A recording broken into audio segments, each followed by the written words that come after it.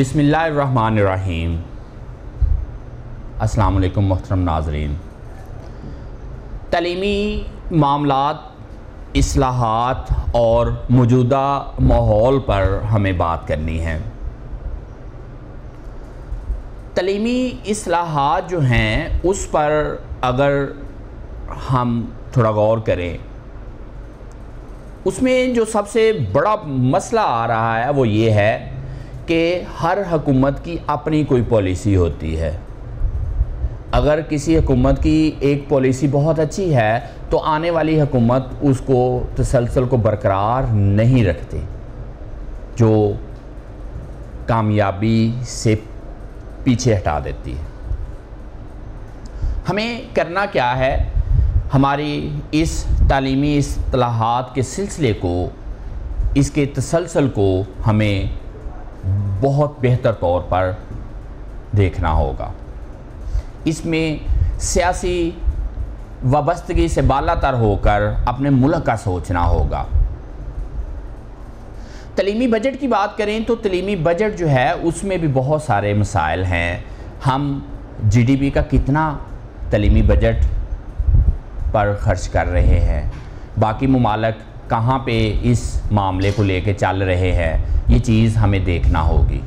یہ چیز بھی ایک بہت بڑا ایشو بنائے ہوئے ہے، جس کی وجہ سے کیا ہو رہا ہے کہ ہم اپنے تعلیمی اصطلاحات کو بہتر طور پر ہم ادا نہیں کر پا رہے ہیں۔ اگر اس کا بجٹ ہی بہت کم ہوگا، یونیورسٹیز جو ہے وہ بجٹ کے حوالے سے پریشان ہوں گی، ریسرچ کے میدان خالی ہوں گے، تو کیا ہم اس شعبے کو بہتری کی جانب لے پائیں گے؟ نہیں، ایسا نہیں ہوگا۔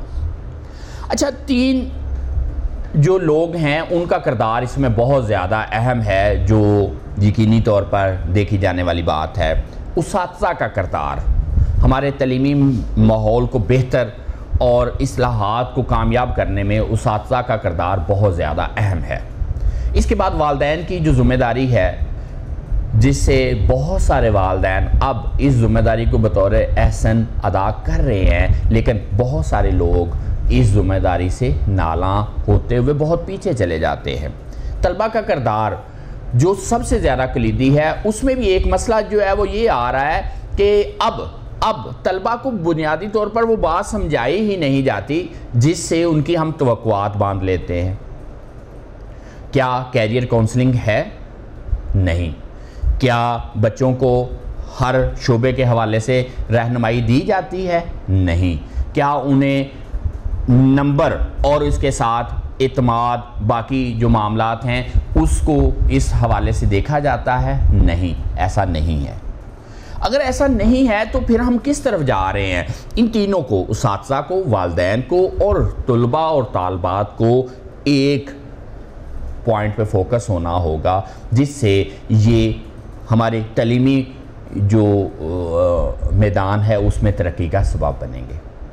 صرف نمبر کی دوڑ جو ہے، یہ جو موجودہ گورنمنٹ ہے، اس سے پہلے جو گورنمنٹ تھی اور اس سے پہلے انہوں نے، مراد راز صاحب کی بات کریں تو انہوں نے اس میں کچھ چیزوں میں بہت بہتری لے کے آئے، لیکن پھر بھی ایک چیز کا جو فقدان بہت زیادہ رہتا ہے وہ یہ کہ مراد راز صاحب شاید زمینی حقائق سے اس طرح سے واقف نہیں ہیں۔ اس سے پہلے والے جو وزرائے تعلیم رہے، وہ موجودہ حالات یا علاقائی جو معاملات ہیں ان حوالے سے اتنے آگاہ نہیں ہوتے، لیکن وہ فیصلے جو ہے وہ صادر کر دیتے ہیں، جس سے بعض دفعہ نقصان ہوتا ہے۔ تو تسلسل جو ہے وہ بہت ضروری ہے۔ اساتذہ کی ٹریننگز بہت ضروری ہیں، تاکہ اساتذہ اس لحاظ سے، ہمارے اساتذہ کرام جو ہیں وہ بہت زیادہ محنتی اور لائق ہیں۔ گورنمنٹ سیکٹر کی بات کریں، پرائیویٹ سیکٹر کی بات کریں، لیکن کیا ان سے ہم وہ مطلوبہ نتائج کیوں نہیں حاصل کر پا رہے؟ ہم نے ان پہ یہ بات چھوڑی نہیں ہوئی، یہ چیز ہمیں دیکھنی ہوگی۔ والدین کے ساتھ ہمیں اساتذہ کا ایک بھرپور سیشن ہونا چاہیے تاکہ ہم انہیں یہ چیز باور کروا سکیں کہ ان کے بچوں کے لیے کیا چیز بہتر ہے اور کیا چیز نقصان دہ ہے. وہ خود بھی جو ہے وہ اس حوالے سے جو ہے وہ آگاہ ہوں اور وہ بچوں کو گائیڈ بھی کریں. اگر میں اپنے ذاتی تجربے کی بات کروں تو میں نے بہت ساری باتیں والدین سے بھی سیکھی ہیں جو میں دیگر طلباء و طالبات کی بہتری کے لیے میں ذاتی طور پر ان کو استعمال کرتا ہوں. اگر کچھ والدین سے ہمیں ایسا انپٹ مل سکتا ہے تو اگر یہ سارے والدین کی طرف سے ہوگا تو یقیناً اس میں بہت زیادہ بہتری ہوگی. والدین کی بھی ٹریننگ، انہیں گائیڈ لائن کی ضرورت ہے. اب اگر اس دور میں دیکھا جائے تو وہ والدین جو خود پڑھے ہوئے نہیں ہیں وہ چاہتے ہیں کہ ہمارے بچے جو ہے وہ بہت اچھا پڑھ جائیں، تعلیمی میدان میں بہت اچھے کارنامے جو ہے وہ سر انجام دے، اور یہ دیکھنے میں آ رہا ہے کہ وہ بہت اچھا پرفارم کر رہے ہیں، وہ اپنے بچوں کو بہت اچھے نمبروں کی طرف لے کے جا رہے ہیں. اس کے علاوہ اعتماد سازی کے لیے وہ مختلف جو پروگرام ہیں اس پہ بھی ان کی شرکت کو یقینی بناتے ہیں، وہ بہت زیادہ اس معاملے میں تعاون کرتے ہیں. طلبہ کا جو سب سے زیادہ کلیدی کردار ہے اس کو ہمیں اوپن کرنے کی ضرورت ہے، اس پہ ڈائیلاگ کرنے کی ضرورت ہے، ان کو سمجھانے کی ضرورت ہے، جس میں ہم کیوں نہیں سمجھا پاتے. اس لیے نہیں سمجھا پاتے اگر ہم نے بچوں کو ووکل کر دیا، وہ بات کریں گے تو وہ کہیں ہمارے سسٹم کے لیے نقصان دہ نہ ہو جائے. حالانکہ ایسا نہیں ہوگا، بلکہ کیا ہوگا کہ وہ اس سسٹم کی بہتری کے لیے کام کریں گے. تو ہمیں طلبہ کی رہنمائی کو بھی لے کے چلنا ہے. مزید اگر ہر مضمون کی بات کریں، ہر مضمون کی فطرت ایک ڈیفرنٹ ہے. Physics, chemistry, biology, general sciences, یہ ہر ایک جو سبجیکٹ ہے، جو مضمون ہے، اس کی اپنی ایک نیچر ہے، اس کو اس کے لحاظ سے پڑھانے کی ضرورت ہے. تجربات کروانے، لیبارٹری کی شکل و صورت طلباء و طالبات کو دکھانے کی بڑی ضرورت ہے، اور اس میں ہم بہت زیادہ کمی کا شکار ہیں. اس میں بہتری لانی ہوگی. طلباء اور طالبات کو ہمیں ان معاملات میں بہتر کرنا ہوگا، ان کا اعتماد جو ہے نا وہ ہمیں بہتر کرنا ہوگا. انہیں بتانا ہوگا کہ ان کے لیے کیا چیز بہتر ہے اور کیا چیز نقصان دہ ہے.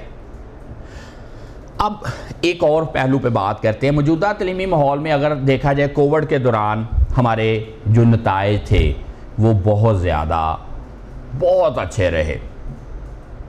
اس میں کچھ مضامین کے پیپر نہ ہونے کی وجہ سے بچوں کی جو پرسنٹیجز تھیں وہ بہت زیادہ رہیں، اور بچوں نے بہت پورے نمبر بھی حاصل کیے، جس پر بہت زیادہ تنقید بھی ہوتی رہی. اب اس سال سے کیا ہونا شروع ہوا ہے، 10th اور 9th کے جو طلباء و طالبات ہیں ان کے جو پیپرز تھے ان کو مشکل بنایا گیا، کنسیپچول بیس پہ کیا گیا اور سارے پیپر ہوئے. اس کے بعد وہ ان کے رزلٹ دیکھے جائیں تو وہاں پہ وہ نتائج نظر نہیں آتے جو اس سے پہلے کووڈ میں رہے. تو کیا ہمیں یکلخت ان چیزوں کو بدل دینا چاہیے تھا یا اس پہ ہمیں تھوڑی ورکنگ کر لینی چاہیے تھی؟ یہاں پہ میرے خیال میں حکومت نے تھوڑی غلطی کی ہے. اگر ان معاملات کو آہستہ آہستہ گریجولی جو ہے وہ بہتر کیا جائے تو یہ بہت زیادہ بہتری کے ساتھ امپلیمنٹ کرنے میں ہمارے مدد و معاون ہوں گے.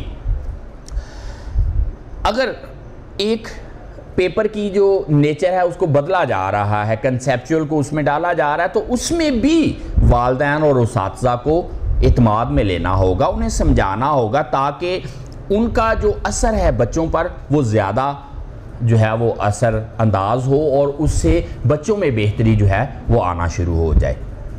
اس پر ہم انشاءاللہ جلد کچھ سلوشن کے ساتھ مزید بات کریں گے. ابھی اجازت دیجیے. بہت شکریہ.